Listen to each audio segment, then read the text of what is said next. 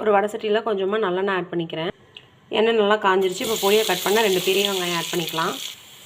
வெங்காயம் நல்லா வணங்கிடுச்சு. இப்போ 1 ஸ்பூன் இஞ்சி பூண்டு பேஸ்ட் ஆட் பண்ணிக்கிறேன். இஞ்சி பூண்டு பேஸ்ட் நல்லா வணங்கிடுச்சு. கட் பண்ண 2 தக்காளி ஆட் பண்ணிக்கலாம். தக்காளி நல்லா வணங்கிடுச்சு. இப்போ கருவேப்பிலை ஆட் பண்ணிக்கிறேன். இப்போ இதில் ஒரு 1/2 ஸ்பூன் மஞ்சள்தூள், குழம்புக்கு தேவையான அளவுக்கு மிளகாத்தூள், 1 ஸ்பூன் மல்லி ஜீரகத்தூள், குழம்புக்கு தேவையான அளவுக்கு கல்லுப்பு, இதையும் சேர்த்து நல்லா மிக்ஸ் பண்ணிக்கலாம்.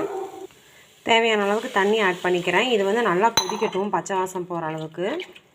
ஒரு மிக்ஸி ஜாரில் கை நிறைய தேங்காய் ஆட் பண்ணியிருக்கேன். கூடவே ஒரு 1/2 ஸ்பூன் குருமிளகு, 1 ஸ்பூன் சோம்பு சேர்த்திக்கிறேன். இதை வந்து நல்லா தண்ணி ஊற்றி பேஸ்ட் மாதிரி அரைச்சி எடுத்துக்கலாம்.